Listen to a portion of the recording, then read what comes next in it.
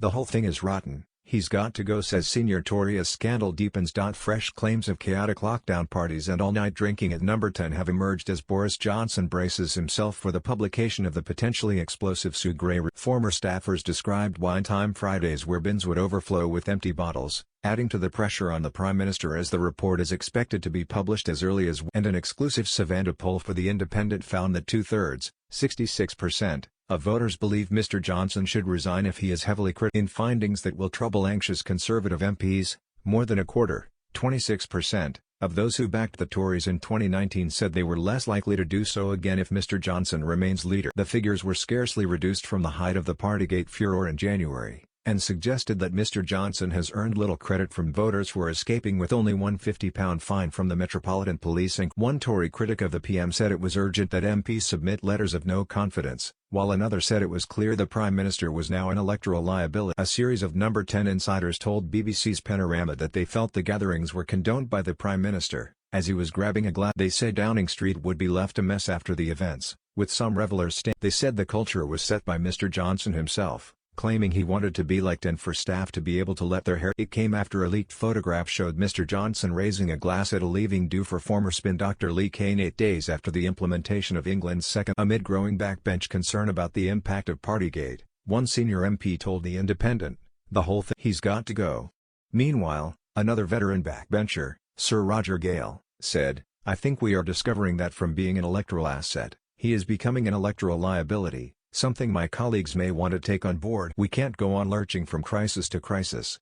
The Savannah poll found that 46% of voters believe Johnson should have resigned after receiving a police fine for breaking COVID laws, with a further 20% saying he should do so only if heavily criticized in the Gray. Some 47% of those who voted Tory in 2019 said he should go if condemned by Gray, against 46% who wanted. Fewer than one voter in five, 19%. Believes Mr. Johnson has told the truth about parties at Number 10, compared to an overwhelming 67% who think he'd lie, and 37% said it would make them less likely to back the Tories if he remained. One MP who has submitted a letter of no confidence in the PM told The Independent, "This poll tallies with what I am hearing on the doorstep. My colleagues urgently need to consider not just the moral implications of Partygate but the electoral implications as well." The Gray report will detail 16 events held in Number 10 and Whitehall in 2020 and 2021.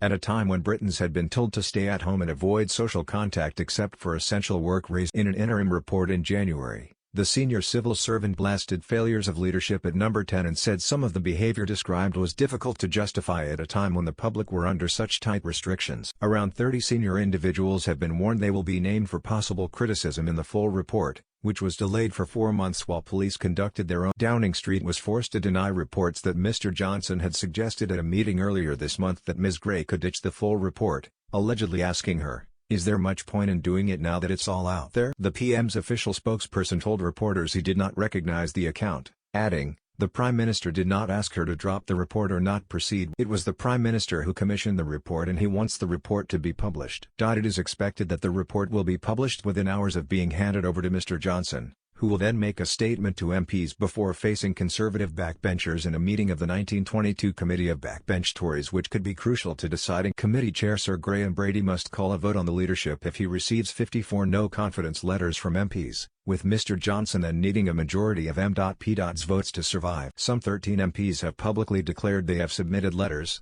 though some may have withdrawn them, while others could have done so privately. Rumors circulating in Westminster on Tuesday suggested that Sir Graham may have amassed as many as 40 letters, though he never confirms the figure until the threshold. Tuesday's Savannah poll found continued dissatisfaction with Mr. Johnson's performance as Prime Minister, though his overall rating of -26, 34% thinking he was doing well and 60% badly, was slightly improved on the -28 score he recorded in April. But there was no clear frontrunner to succeed him, with voters choosing Mr. Johnson as the best available Tory leader on 22%, ahead of Rishi Sunak or Jeremy Hunt on 8% and Liz Truss or Sajid Javid on. Some 44% of those who voted Conservative in 2019 said Mr. Johnson was their favourite. And Labour's lead over the Tories remained at 6 points, with Keir Starmer's party on 40%, unchanged since a similar poll in April, Conservatives on 34%, unchanged, and Liberal Democrats 10%.